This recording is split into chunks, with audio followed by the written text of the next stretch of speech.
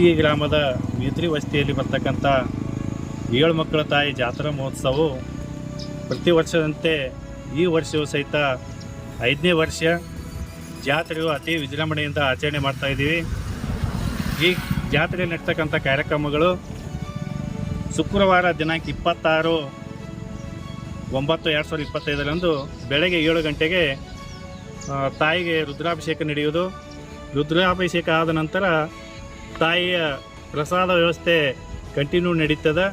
ಅವತ್ತು ಹಗಲು ಶ್ರೀ ಬೀರಲಿಂಗೇಶ್ವರ ಗಳಿನ ಗಾಯನ ಸಂಘ ಹಿರೇಬೇನೂರು ಮುಖ್ಯ ಗಾಯಕರು ಸಿದ್ದು ಕರಜಿಗಿ ಮತ್ತು ಅದರ ಜೊತೆ ಅಮೋಘ ಸಿದ್ಧ ಡೊಳ್ಳಿನ ಗಾಯನ ಸಂಘ ಜಿಗ್ಜಿವಣಿಗಿ ಇವರ ಪ್ರಸಿದ್ಧ ಡೊಳ್ಳಿನ ಪದಗಳು ಹಗಲು ನಡೀತವ.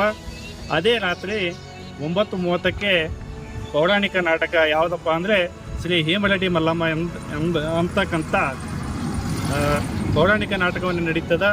ಎಲ್ಲ ಭಕ್ತಾದಿಗಳು ಆಗಮಿಸಿ ಈ ನಾಟಕವನ್ನು ನೋಡಬೇಕು. ಅಂದೇ ಹಲವು ಕಾರ್ಯಕ್ರಮಗಳು ನಡೀತಾವ. ಕಾರ್ಯಕ್ರಮಕ್ಕೆ ಹಲವು ಗಣ್ಯರು ಸಹಿತ ಆಗಮಿಸ್ತಾರೆ. ಈ ಕಾರ್ಯಕ್ರಮಕ್ಕೆ ತಾವೆಲ್ಲರೂ ಆಗಮಿಸಿ ಈ ಕಾರ್ಯಕ್ರಮಕ್ಕೆ ಶೋಭೆಯನ್ನು ತರಬೇಕಂತೇಳಿ ಈ ನಿಂಬೇನಾಡು ನ್ಯೂಸ್ ಮುಖಾಂತರ ಎಲ್ಲರಿಗೂ ಕೇಳ್ಕೊಳ್ತಾ ಇದ್ದೀನಿ.